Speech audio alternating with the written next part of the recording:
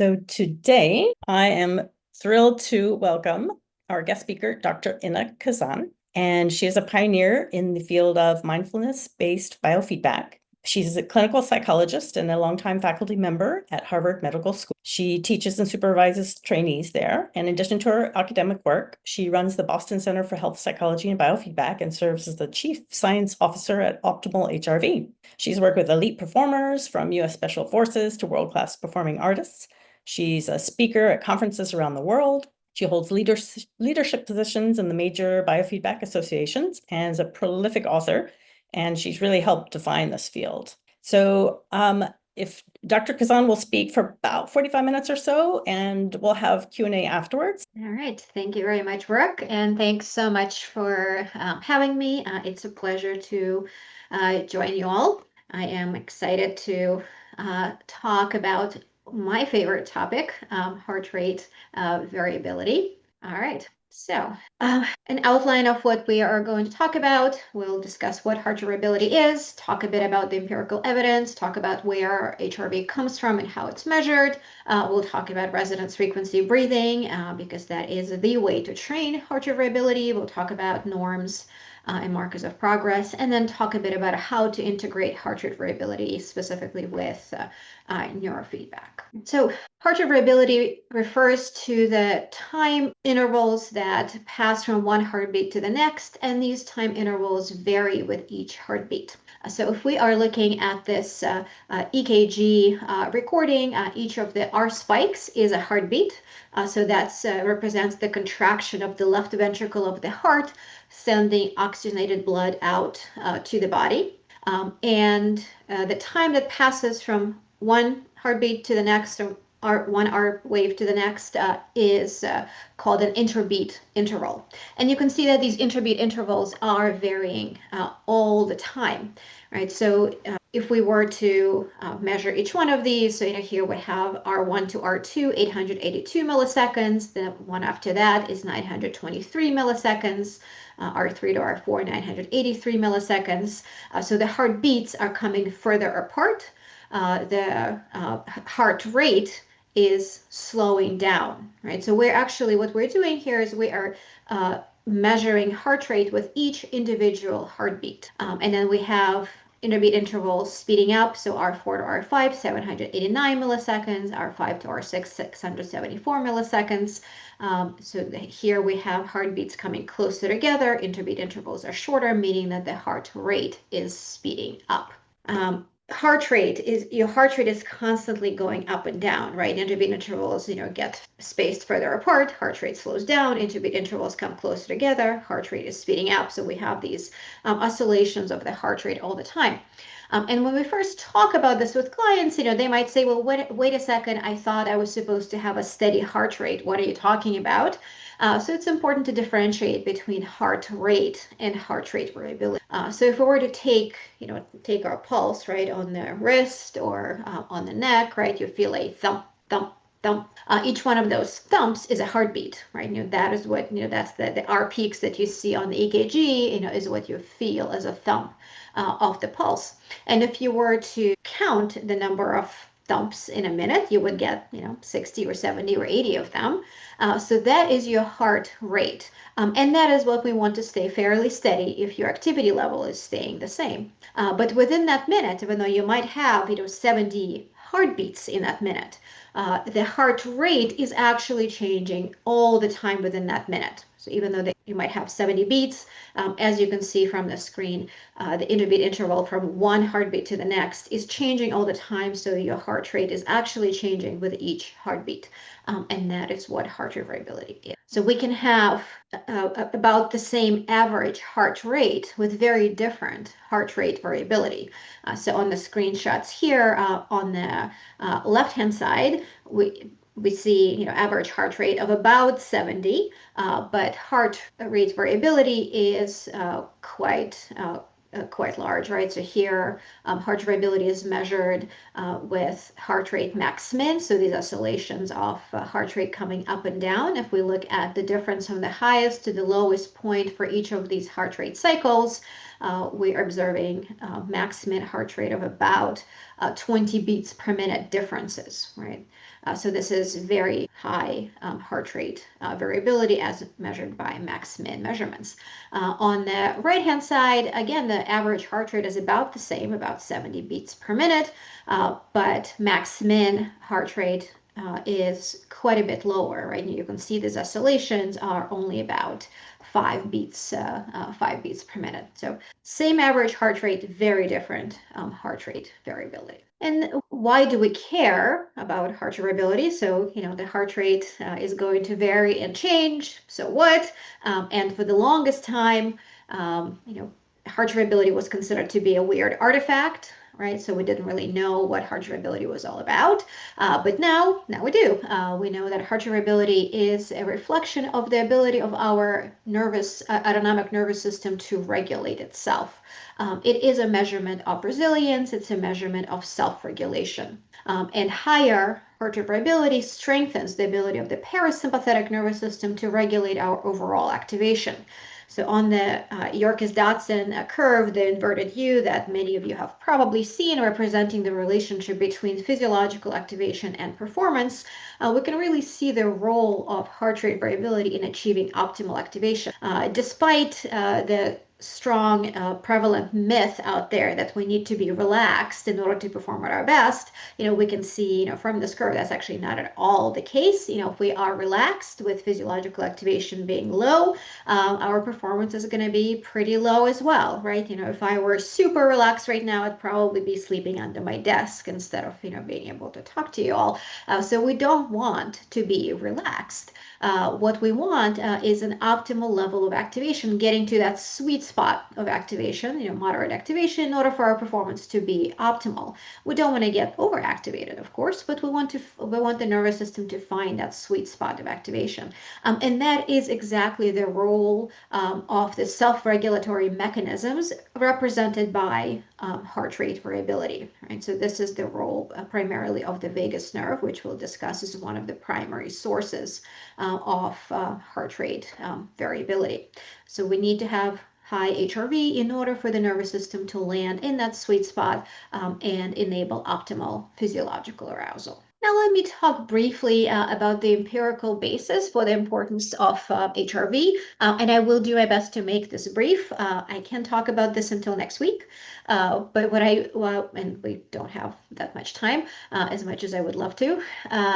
What I'd like for you to get from this, hopefully brief discussion is just how much evidence we have for the importance of heart rate variability in various aspects of our everyday lives, health and performance.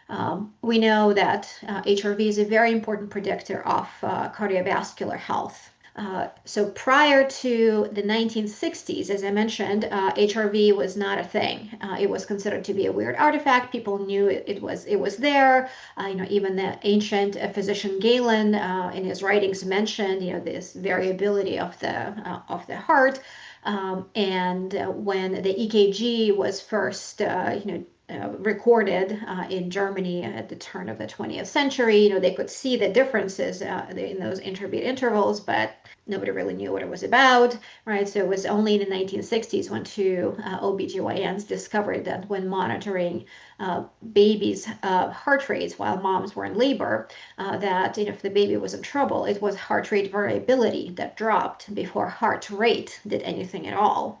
So having discovered that, they were able to intervene much earlier with babies who were in distress, and they were able to save a lot more babies. And to this day, when moms are in labor and during pregnancy, it is both heart rate and heart rate variability that's being measured for the babies. And since then, HRV found its way into all aspects of cardiology, not just neonatal. Back in 1996, a group of scientists went back and reviewed data from the Framingham Heart Study. So the Framingham Heart Study was started in 1942, before HRV was a thing, right? And the Framingham Heart Study had thousands of data points on people's cardiovascular health and overall health. They have lots and lots of EEGs. They have lots of EKGs, but no, there was no real work done with HRV. So in late 90s, a group of scientists went back and reviewed those EKGs. And several publications came out of that effort, including one showing that HRV is a better predictor of long cardiovascular health than blood pressure, cholesterol levels, and resting heart rate. Right. So note that all these things that are getting measured in our annual physicals, right, cholesterol levels, blood pressure, resting heart rate, are actually not as predictive of our long-term health as heart rate variability, which does not get measured. Go figure. So very important predictor of overall health. We also know that HRV is an indicator of resilience. It is a measure of stress as well as the effects of stress on our well-being, on our health. More recent research has looked at brain health and heart rate variability. These studies are fascinating. Mary Mather and Julian Thayer and their teams have done fascinating imaging studies looking at what happens in the brain when heart rate variability increases. A recent study by Mary Mather looked at just 8 weeks of HRV biofeedback and its effect on cognitive abilities and early signs of Alzheimer's in Alzheimer's patients. So they looked at brains of young healthy people, and they looked at brains of those diagnosed with mild to moderate Alzheimer's, and they also looked at blood biomarkers. And with just 8 weeks of HRV biofeedback, they found better cognitive abilities in the young people, but also in those with Alzheimer's. And the folks with Alzheimer's also had improvement in their blood biomarkers to significant levels. So just 8 weeks. It's pretty darn impressive. So we can really do a lot for ourselves and help preserve brain function. Is the conclusion from these studies. If we establish this as a long-term practice. We also know that HRV is very important in optimal performance, whether it be athletic or cognitive, and very important in physiological, psychophysiological health. So let me review this in just a little bit more detail. You will have these slides, so I will let you peruse this on your own. But we have a number of psychophysiological conditions where we know that not only is HRV lower for folks who have these diagnoses, but HRV biofeedback helps improve the symptoms of these conditions. Even something like glucose control for in diabetes, HRV biofeedback helps with glucose control. Who knew? So again, I will let you review this, but we have solid data sets with well-controlled studies. The conditions listed here are only those where level of evidence for efficacy of biofeedback is quite high. We also know that heart rate variability is very important in human performance. With physiological areas of performance like endurance, reaction speed, recovery time, and cognitive performance, decision making, problem solving, attention, emotion regulation, etc. Nowadays, special forces, have a requirement for their mental performance coaches to undergo heart rate variability training so that they can provide that for their operators. So there's definitely recognition of this in improving performance, for the very elite performers. And again, solid evidence for the importance of heart rate variability in various athletic fields and various specific areas of performance. Again, I'm not going to go through this, but you have the slide if you're interested in seeing some of these studies. Let me know. I'll be happy to point you in the right direction. As I mentioned, heart rate variability biofeedback is really helpful in improving connectivity, functional connectivity in the brain. This is just one of the many imaging studies showing that, again, 8 weeks of HRV biofeedback, and we're seeing noticeable differences in the connectivity between the ventromedial prefrontal cortex and areas of the brain, such as the insula, amygdala, middle cingulate cortex, lateral prefrontal regions. So improvements in proprioception, improvements in emotion regulation, right, ability to have better control over the fight or flight reactions, etc. Now, let's talk about where heart rate variability comes from and how we measure it. There are two main sources of heart rate variability. One is the baroreflex, right? So this is the body's blood pressure regulatory reflex, and something called the respiratory sinus arrhythmia. Let me talk about the baroreflex first. So this is the very basic way in which your body regulates blood pressure, and it does so through the baroreceptors, which are these mechanoreceptors. They're stretch receptors located in your aorta and carotid arteries.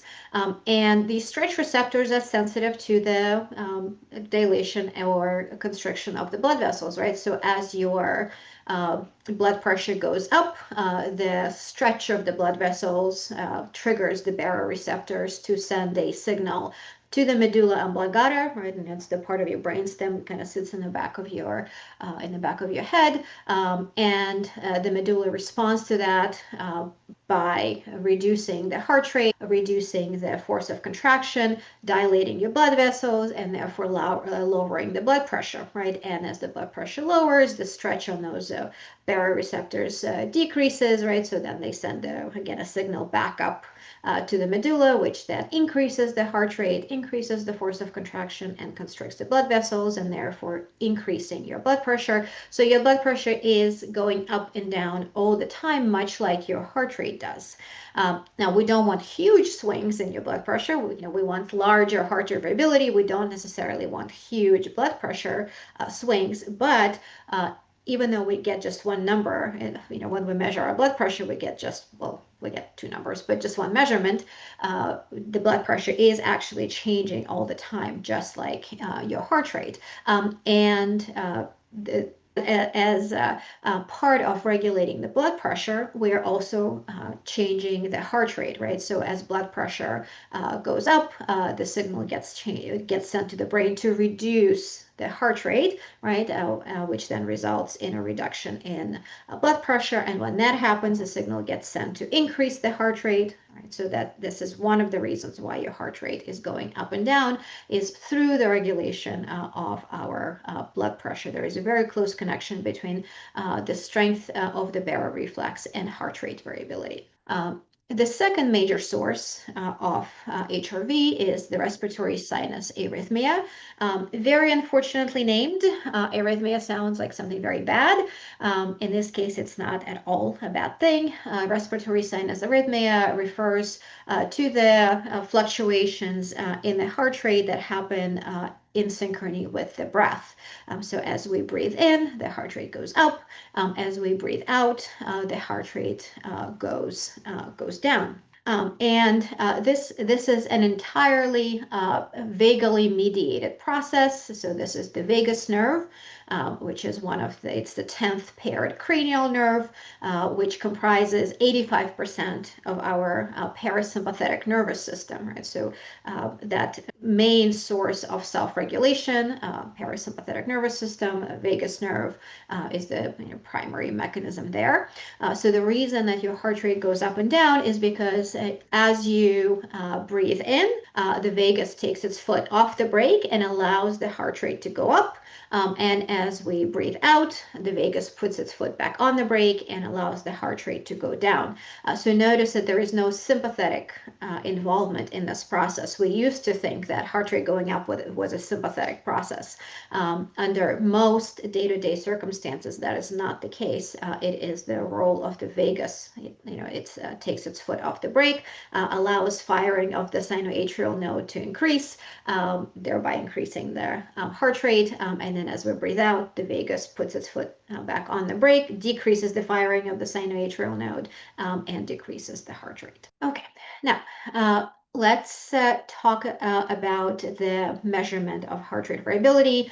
And I think this is a particularly important topic nowadays when so many people have various wearables that measure heart rate variability. And that given that there are so many ways to measure HRV, it is really important to understand at least the main ways in which HRV is measured, because when our clients come in and they say, I have this watch and my HRV is 50. And what does that mean? We have absolutely no idea, because it very much depends on which measurement is being used. What are the units? How is this measurement, displayed? Is there any doctoring of that measurement, right? So oftentimes these measurements are a combination of different measurements, etc. So it's really important to understand how do we actually measure HRV. So there are two main ways to measure HRV. The first one of those is time domain measures. And I'm only going to talk about three of them. There is, in fact, quite a few more. I'm not going to spend the time reviewing all of them. If you are interested, there is a great paper by Fred Schaefer and Jack Ginsberg reviewing all the measurements of HRV. There's like probably a couple dozen of them that you're free to peruse. It is an open access article out there. But I'll talk about the main ways that you're likely to encounter in the various devices that your clients might have, or that you might be using to measure HRV, or that you might encounter in research. So time domain measures graph heart rate over time, right? So it is fairly self-explanatory as to what's happening. This is your heart rate displayed over time. Max heart rate refers to those oscillations of the heart rate that I showed you previously. This is the way in which your heart rate goes up and down. And so these are the peak to valley measurements. And those are the ones that are most clinically useful. It's the easiest to show people. You can see your heart rate going up and heart rate going down, and heart rate coming up and heart rate coming down. It's the easiest to explain to people this is what heart rate variability is. It's those oscillations, heart rate speeding up and slowing down. It's not the most useful measurement for research, only because we don't have great norms. This is very helpful to use clinically, but in more research-based environments, or if we're looking to keep track of progress, then the SDNN and RMSSD are better measurements for that. So the standard deviation of the normal to normal interval refers to the way in which those interbeat intervals differ from each other, right? So this is the standard deviation formula applied to the interbeat intervals. This is measured in milliseconds. It just tells us, how spread out those interbeat intervals are from the central line. RMSSD, which refers to the root mean square of successive differences, is similar. It is also a measure of the way in which the interbeat intervals are different, but it's instead of comparing an interbeat interval to all the other intervals, it's comparing an interbeat interval to adjacent intervals. They're both general measures of autonomic nervous system function and flexibility, but RMSSD skews a little more towards measuring vagal function specifically, which we are quite interested in. So RMSSD has become a more popular way to measure HRV in the last decade or so.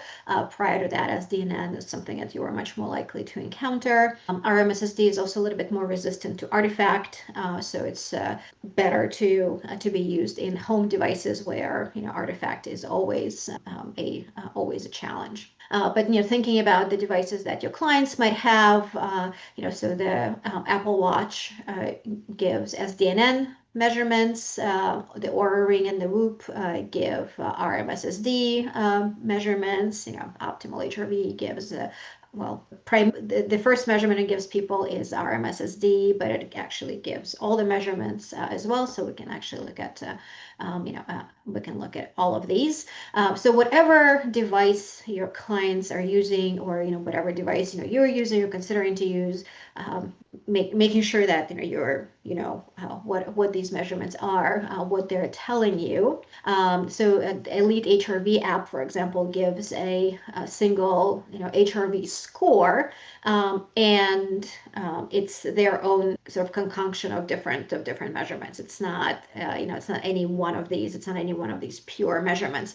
So we have to be careful with that, because it's not exactly clear what that means. Okay. The second main measurement for HRV is the spectral analysis. This one is a little bit less self-explanatory, so let me get into how this is done. So we are looking at the total heart rate signal. That total heart rate signal is actually composed of a bunch of different waves of different frequencies mushed together. So this is similar to white light. If you look at white light, if you're just looking at it, you just see white light. But in reality, white light is composed of the 7 different color frequencies mixed up together. And if we were to take a prism and look at white light through the prism, you would see the 7 different colors of the rainbow. The biofeedback software, through an algorithm called fast Fourier transform, does the same thing to the heart rate signal. It decomposes the heart rate signal into component frequencies, and that we can make sense of. We know where they come from. So there are 3 main frequency ranges that we look at. There is a 4th one that we don't measure in those short-term recordings. But we have the high frequency, which comes from the parasympathetic nervous system and is a really good measure of vagal tone. We have the very low frequency, which in longer recordings is primarily sympathetic. But we do need to mention that in biofeedback recordings, which are typically short, usually 5-ish minutes, we're not quite getting enough data to estimate particularly sympathetic nervous system functioning, but we are looking at vagal withdrawal, right? We're looking at the way in which the vagus takes its foot off the brake, allowing activation to go up. So we can definitely say that very low frequency is a measure of activation. It's just not sympathetic. It's more the vagus taking its foot off the brake. And then we have low frequency, which is the measurement of baroreflex function and vagus, so parasympathetic function together. And the low frequency is used for HRV training at resonance frequency breathing that I'll talk about next. So I have different displays of frequency components.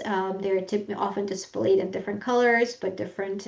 So we have high frequency, low frequency, very low frequency here, but different types of software will use different colors. So just don't look for specific colors. Look at definitions, right? So here we have low frequency, high frequency, and very low frequency. The way in which we train heart rate variability is through resonance frequency breathing. And that is a particular way of breathing that stimulates the heart rate to oscillate to its maximum, right? So the concept of resonance is not unique to the human body or the cardiovascular system. The concept of resonance refers to a oscillating system where with 2 components, where one component stimulates the other, producing maximum oscillations.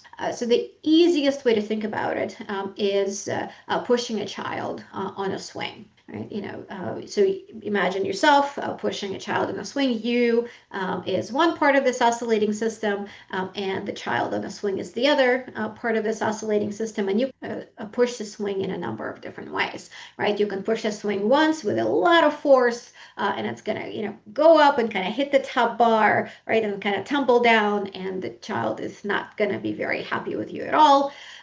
You can also push the swing in short little bursts, and then the swing is going to go up just a little bit and then come right back down. And again, the child is not going to be happy with you. This is not fun.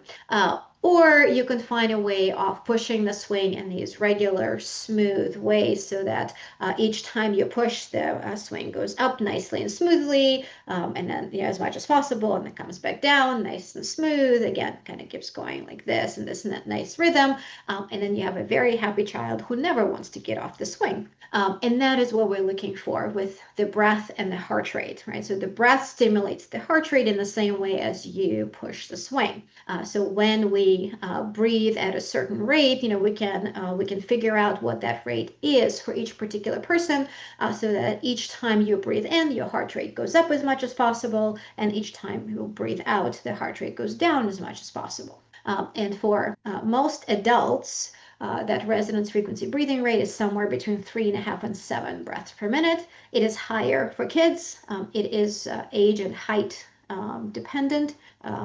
So for kids, these numbers are higher, but for adults, 3.5 to 7. And this is what we might see with resonance frequency breathing. On the left side, we just see normal breathing, right? We see, so the blue is the breath, the red is the heart rate. And we can see there is, of course, some heart rate variability here. The heart rate is going up and down, but the oscillations are not huge.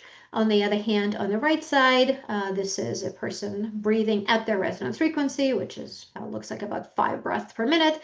And you can see much larger swings of the heart rate, and that nice synchrony between the heart rate and the breath. So how do we breathe with resonance frequency breathing? I like to use something called low and slow breathing, which is not deep breathing. We don't have time to get into the physiology of breathing at this point, but the reason we don't want to do deep breathing is folks are very likely to take in way bigger breath than they actually need, breathe out more carbon dioxide than they produce, which then actually results in them being deprived of oxygen. So what we want to do is low and slow breathing without emphasizing the size or the depth of the breath. So we want to shift the breath from the chest to the belly, right? That's the low part. Slow down the breath. That's the slow part. And then you take a normal size inhalation through the nose as if you're smelling a flower. And then exhale slowly and fully through the nose or through pursed lips. We never want to breathe out through a big open mouth. Never, ever. That's the best way to overbreathe and create problems. So nice normal size breath in through the nose, and then exhale through the pursed lips or the nose if the person can exhale slowly enough. We do want to have people comfortable breathing slowly at low and slow breathing before we actually determine their resonance frequency breathing rate. The reason that's important is if the person is not comfortable breathing slowly, you are not going to get an accurate measurement of their resonance frequency. So spend a little time, make sure the person is comfortable breathing slowly before moving on to determining their resonance frequency. Once you're ready, we pace the person for 1.5 to 2 minutes at each of these breathing rates, starting at 7, going down in 0.5 breath per minute increments to 3.5 breaths per minute. So 7, 6.5, 6, 5.5, etc., all the way down to 3.5. And then we're going to look at which one of these breathing rates produces the best heart rate variability. So ideally, we'll be looking at highest low frequency power and greatest max min. And we also would like the respiration and heart rate to be in phase, right? Remember that respiratory sinus arrhythmia. If the device you use allows for that. Not all devices have a breath measurement, in which case you may not have that. And then not all devices will also measure max min. So if you don't have a device that measures the breath and the software that will measure max min, you can use low frequency power and RMSSD. But RMSSD is really not quite as good as the max for determining resonance frequency. In the situations, you might even say that just go up with highest low frequency power, and that's it. Just use that. That is the most important indicator. And when you're doing breath training, often the question is, do we do 50-50? Do we do inhalation shorter than exhalation? What are we doing? So 50-50 versus 40-60. They're both, for pure HRV training, they're absolutely the same. It does not matter. You don't have to make your exhalation longer for HRV training. But I do suggest doing 40% inhalation to 60% exhalation ratio because it helps with carbon dioxide retention and therefore healthy oxygen delivery. So my preference is to do 40-60 for respiratory physiology reasons. And if the device you're using does not automatically calculate the inhalation to exhalation ratio for each breathing rate, here you have a table where I've calculated all of that for you. We have the inhalation and a half a second pause, and exhalation at half a second pause for each of these breathing rates. So we have our resonance frequency assessment. This is just an example from optimal HRV, where we have the highest low frequency and max. It's actually not the highest, but close to it, right? So in this situation, max min is highest at 4, and low frequency is highest as 4.5. But low frequency is very important, more important than anything else, and is by far higher than low frequency at 4 breaths per minute, right? So 4.5 is going to be the ideal breathing rate in this situation. And max min is just a little bit different. One thing we want to keep in mind is heart rate variability at normal breathing is always going to be lower than heart rate variability at resonance frequency breathing. So just because we slow down the breath, and HRV goes up, it does not mean that that's it, success, right? We've achieved our goal. As soon as the breathing goes back to normal, so for that time, so will HRV, so will your HRV, right? What we want to do is train at resonance frequency breathing so that we can, over time, improve our vagal tone, which is measured by high frequency power. So we want to train at low frequency power with using resonance breathing. That will exercise the two main components of heart rate variability. So the vagus, right, RSA, and the baroreflex. And then that will result in high frequency power, which is a measurement of vagal tone, going up at normal breathing. Right, so we are going to track HRV at normal breathing over time. And if we do resonance frequency practice on a regular basis, we will see that increase in HRV at normal breathing. Let me get to markers of progress here.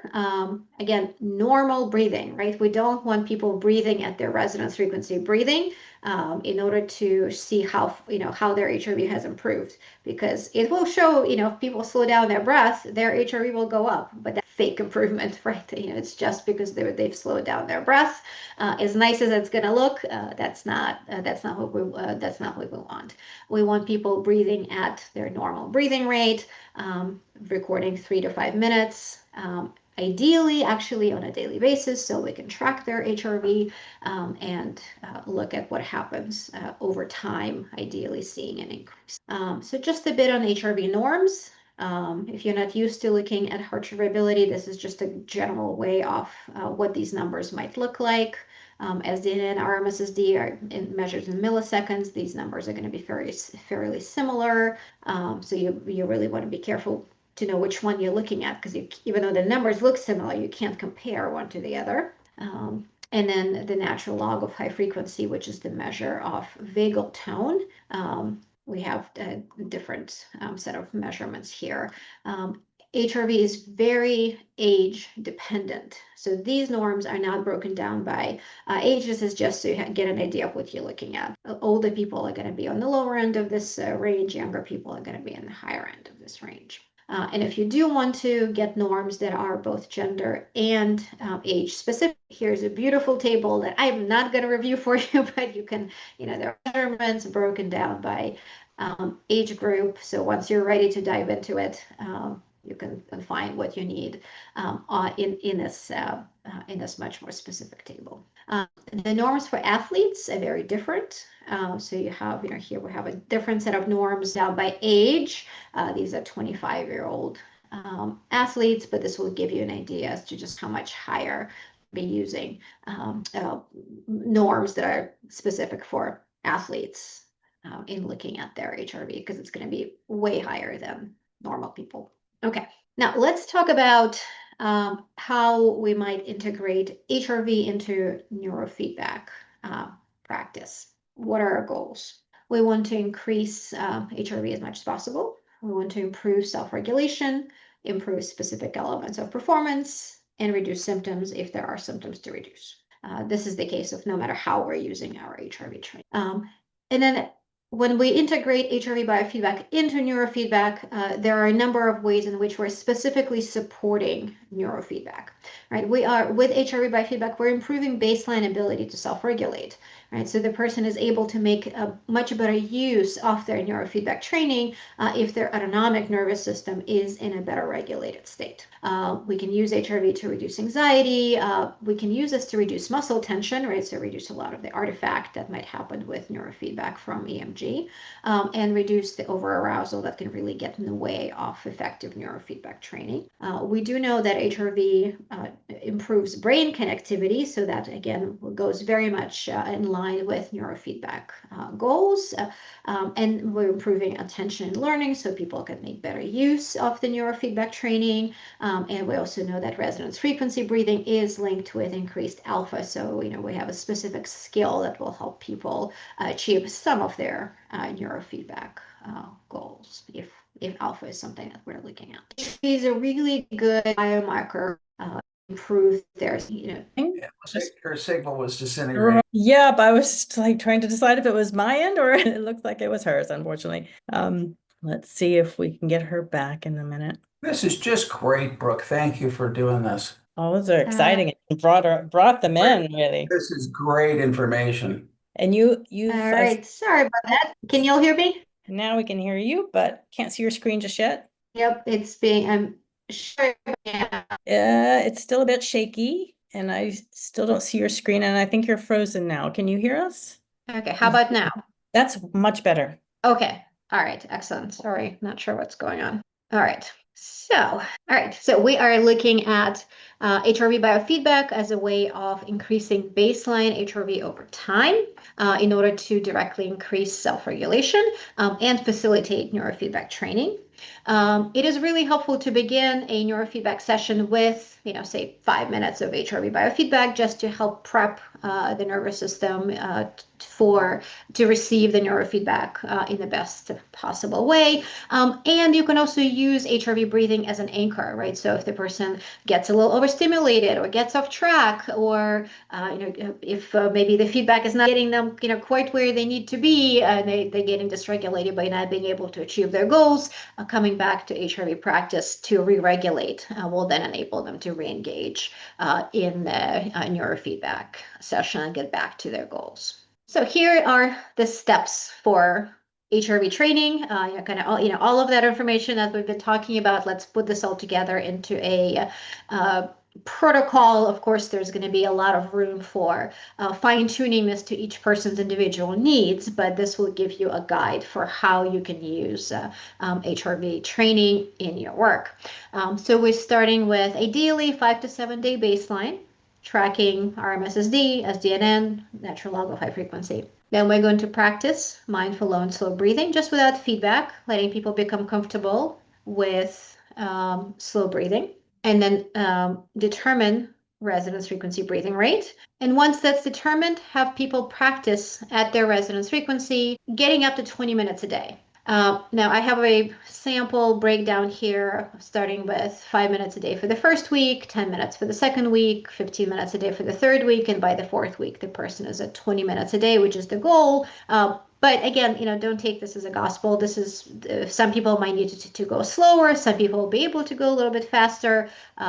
But this does work for a lot of people in getting up to 20 minutes a day, gradually enough that it's not, they're not having to do 20 minutes right off the bat, which is not realistic, but also not taking forever to get to the goal. And then continuing daily morning readings to really helpful to just continue keeping track, right? So I always encourage people to continue taking their daily readings.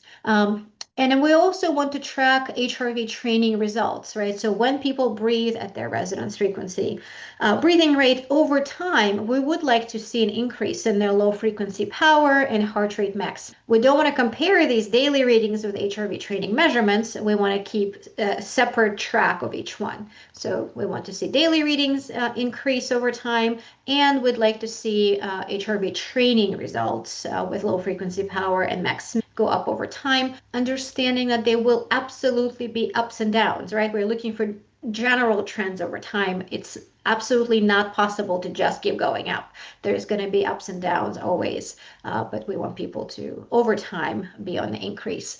And then once the person is comfortable with their resonance frequency breathing, we want them to be able to use this practice in challenging situations, right? That being able to do this in your office, being able to do this in the comfort of their homes is the first step. But then we want them to be able to use this to re-regulate in challenging situations. Continuing to do the 20 minutes a day daily practice just as support and training for the nervous system, but then also be able to use this in challenging situations as part of re-regulation and getting back to doing their best. All right, so it's just some screenshots from Optimal that I'm not going to get into right now. I prefer for people to be able to use their frequency breathing without the pacer, only because sometimes you're stuck in a difficult meeting, you find yourself dysregulated, you want to use your HRV breathing, you're not going to pull out your phone, right? So it's really important to have at least some practice of breathing at your resonance frequency without the pacer in front of you. And then the question always comes up, do I need to breathe this way all the time at resonance frequency? The answer is no. I have had some super high performers who try to, breathe at resonance frequency all the time. At dinner, while talking to their spouses, they drive themselves and everybody else crazy. Don't do that. It's not possible, not helpful, and actually not healthy. Right. So just to emphasize it for you, in case some high performer does still want to do this all the time, it is actually not healthy to be in that low frequency range all the time because you're suppressing the other frequencies, right? And there is a reason these frequencies exist. We want a mix of them, right? So it really just treat your resonance frequency breathing as a workout for your nervous system. And as long as you do it 20 minutes a day, or if you really want to 20 minutes twice a day, and your nervous system will get stronger over time and will be there to help support a healthier response to stress when those stressors come up. All right, I'm gonna stop here and see what questions you'll have. Thank you so much, Dr. Khazan. We do have some questions in the chat. Gary Ames, I don't know if you can see them, but does HRV training increase sensitivity of the baroreflex? Yes, it does. Yes, there's strong connections there. And then the next one, he also says, rather than FFT, is there a better, more bio-friendly joint time frequency type of analysis? There is another algorithm that is used sometimes, but the FFT is the most frequently used one. And then John McCroot, can you discuss the wearables on the market that our clients may already have? You kind of mentioned Aura, Whoop, HeartMath, etc. And he has one that we did not mention, the Alive program from Somatic Vision, and your thoughts on it. Yep. So the Alive is great. They have amazing graphics. They have the clinical version and they have the client version. Their graphics are very, very engaging. If you have teenagers or adults with teenage brains, it's just very, very, very engaging. So if people want to fly airplanes and race cars with their heart rate variability, it's a really good way to get people engaged. So I like that. I like that program a lot.